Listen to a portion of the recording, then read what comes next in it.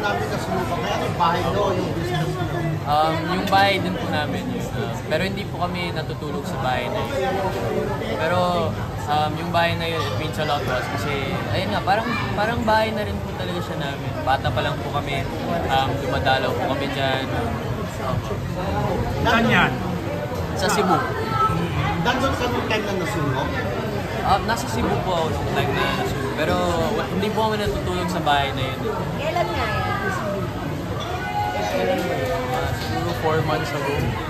4 months ago. Mga April. Siguro mga ganun.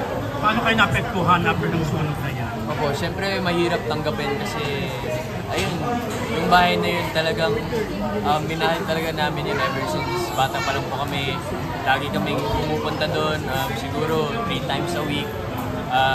Yung tatay ko nandun siya everyday except Sunday lang po. So, yung bahay na yun sobrang meaningful po talaga sa amin. Minsan doon kami nagse-celebrate ng birthday namin, doon kami nag-Christmas. Tutok lahat, walang natira. Opo, sira po talaga. Iniyakan mo? Ha? Iniyakan mo? Hindi naman po, pero syempre sobrang sakit po talaga. Naka-recover na kayo ngayon?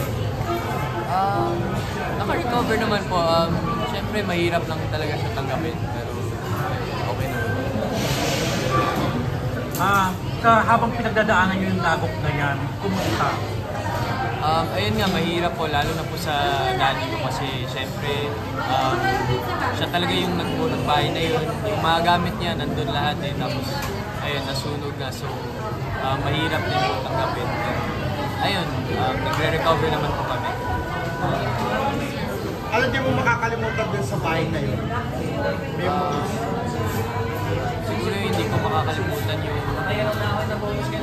yung office talaga dun. Kasi dun sa bahay, dun kami tumatambay lagi sa office. Tapos, ayun, sobrang daming memories namin dun. Ano ba ba?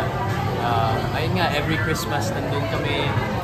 And favorite memory ko dun, pag dumadala ako dun kasi andun yung daddy ko, andun yung kapatid ko. Andun sila, so pag free ako, minsan pupunta lang po ako dun. Tapos kumakain, binibilin kami ng pagkain. May naniniwala ka ba na pag may nawawala, may dumarating? So, ano ba, nawala yung bahay nyo, pero may project ka naman, blessings naman na dumating sa'yo. Opo, naniniwala po talaga. So, ayun, pinag-pray ko lang talaga na may comeback na mangyayari. Since nangyari yung hindi namin ginusto sa amin, sana dadating din yung time na may mangyaring maganda naman. May nangyari maganda, nagkaroon ka ng makas. Opo. Siguro ito rin yung isa sa mga blessings na binigay ni Lord sa akin na ayun, thankfully nakapasok ako dito sa Maka, binigyan ako ng blessing na to. So, I'm Sa super dami happy. nyo, di ba? Opo. Sa palagay mo, di ba, youth-oriented show ito, show ng mga bagets. Sa palagay mo, paano ka iniidolo ngayon bilang isang bagets, isang Gen Z? Ano po, paano iniidolo? Oo, sa palagay mo, paano ka iniidolo ngayon ng mga Gen Z natin dahil isa ka lang sa maestro ng mga Gen Z bagets para ba?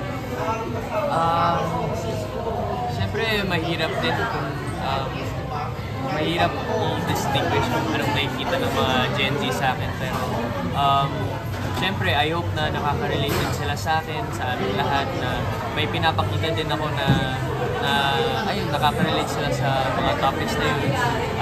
Yung goal lang naman namin sa Maka is siyempre makapagbigay ng boses din sa mga kabataan namin ngayon. Gusto namin ipakita sa lahat ng tao na talagang nothing is impossible talaga kahit saan man yan. Yung isang basic na bagay, ikaw yung maglalagay ng art dyan. Talagang makakamit mo ang lahat kung gustuhin mo lang. May tanong ka pa? Thank you!